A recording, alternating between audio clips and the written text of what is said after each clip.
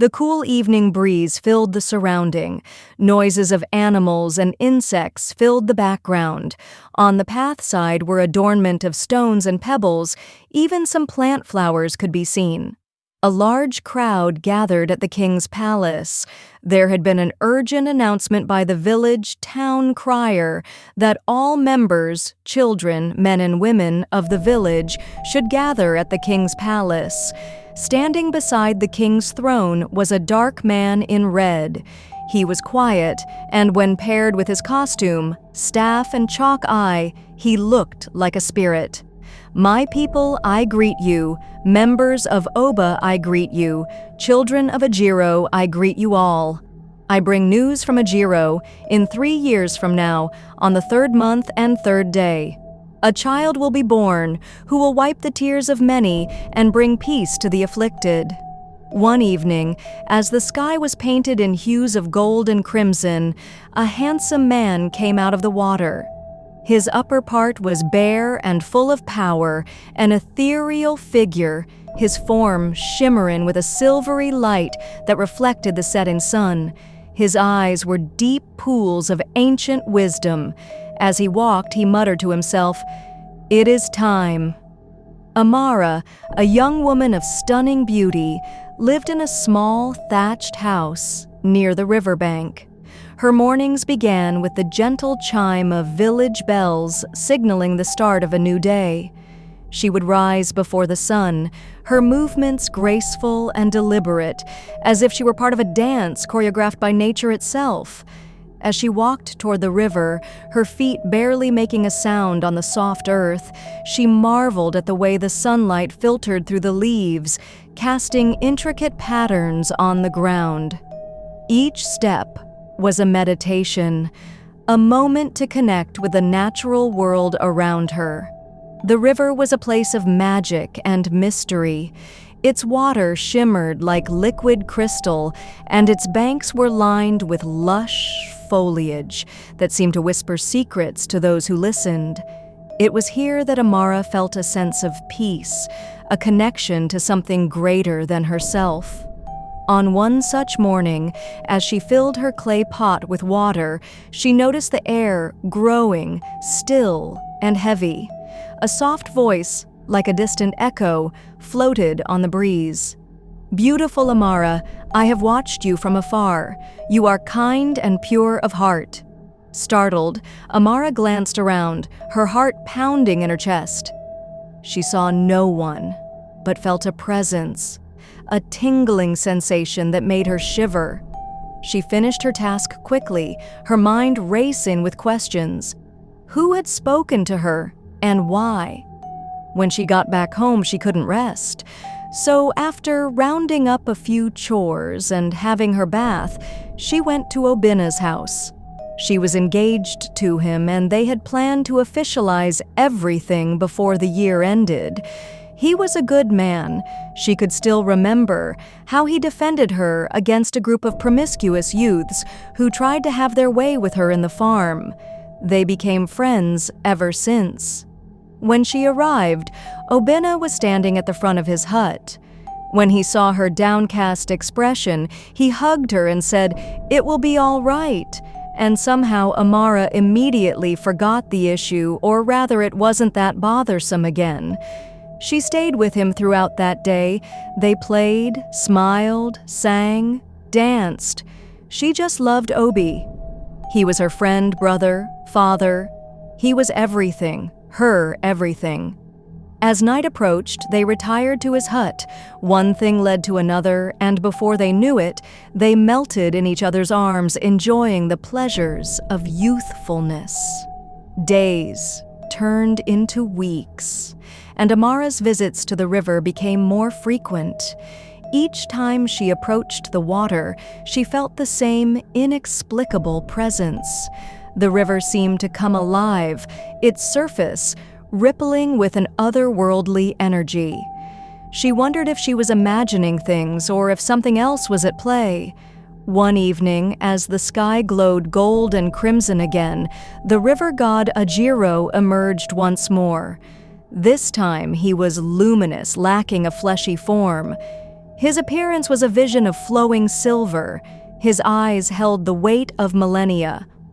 "Amara," Ajiro said, his voice warm and comforting, "I have chosen you to be the vessel of a great blessing. You are worthy of this gift because of your pure heart and unwavering kindness." Amara felt awe and trepidation. "What is this gift?" she asked, her voice trembling. "A child," Ajiro replied, "a child born of divine blessing who will bring light and healing to those in need."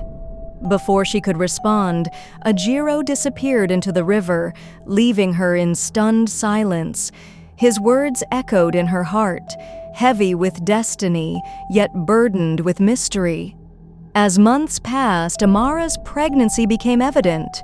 Her once slender figure now carried the promise of life, but instead of celebration, unease spread through the village. Elders began whispering beneath the ancient baobab tree, their eyes filled with concern. Chief Obena, a man of wisdom and authority, led their discussions.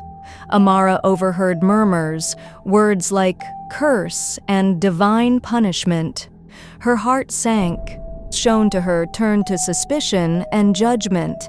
One evening, as she sat by the river, the gentle flow mocked her, and the rustling leaves whispered her fears back to her.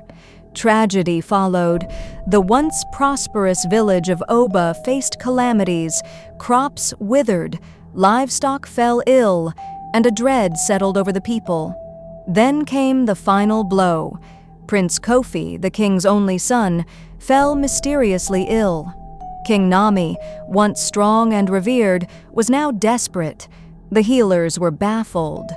As Kofi's condition worsened, the villagers pointed fingers. They believed Amara's unborn child was the cause. Chief Obena, though sympathetic, couldn't ignore the fear of the people. He met with the king in the grand palace hall. "Your Majesty," he began, "the villagers believe Amara's child is the source of our misfortune. We must do something to restore peace." King Nami sighed. "I will consider any solution to save my son and bring peace to our people. But we must act quickly." Meanwhile, Amara faced deep loneliness. The village had turned cold. Yet she remained strong, whispering to her unborn child about the world's beauty and the strength of their ancestors. One night, Ajiro came to her in a dream. "Do not be afraid," he said. "Your child is a blessing, not a curse. She will bring healing and hope." Amara awoke with renewed resolve. When her daughter was born, Amara named her Nneka, mother's pride. The baby glowed with divine light, her eyes wise beyond their age. Nneka grew quickly, and with her came peace. Her laughter was like wind chimes, and her presence calmed even the angriest hearts. Her touch healed the sick. Flowers bloomed where she walked. Despite the villagers' cold stares, Nneka stood tall, her gifts too pure to ignore. Then, one day by the river, Ajiro appeared again. "Nneka," he said, "the prince is dying. You must go.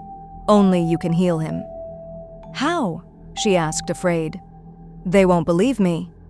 "Believe in yourself," Ajiro replied, "and others will see the truth." Nneka packed herbs, salves, and set out. Her journey was filled with trials, rivers, forests, strangers in pain. She healed many along the way, growing stronger in her spirit. At the palace gates, she met suspicion, but also curiosity.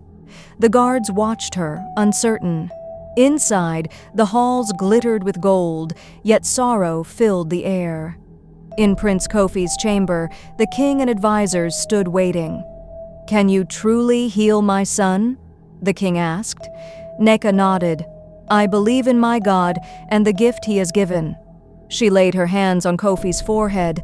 A warm light spread from her touch. Slowly, the prince's color returned. He breathed easier. The miracle unfolded before their eyes. The skeptics became believers. After some days, Prince Kofi started walking. The palace rejoiced. Word spread across Oba. The villagers who once accused Amara now came in gratitude. Chief Obena led a ceremony to honor Nneka and her mother. In the central square, adorned with bright banners, King Nami praised her.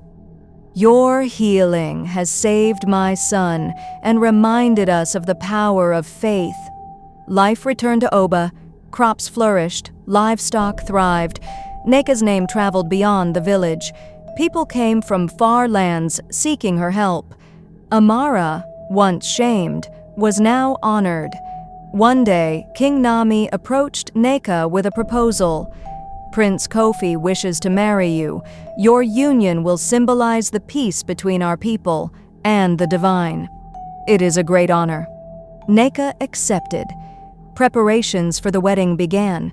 Dresses were tailored, jewelry crafted. On the big day, the village erupted in celebration. Nneka walked with grace in a shimmering gown. Prince Kofi waited, regal and proud. Their vows spoke of love, unity, and healing. The celebration lasted through the night. Together they ruled with compassion. Nneka healed, Kofi led. They honored the river god with festivals. They educated others on the divine, and peace reigned in Oba. Years passed. Their children inherited their gifts. The story of Amara, Nneka, and Prince Kofi became legend, a tale of faith, healing, and unity between the divine and human. And so, Oba thrived. The river no longer whispered fear, but sang songs of blessings. Hope you enjoyed it. Share and subscribe to our channel for more interesting stories like this. Of course, don't forget to comment where you are watching from. Stay tuned.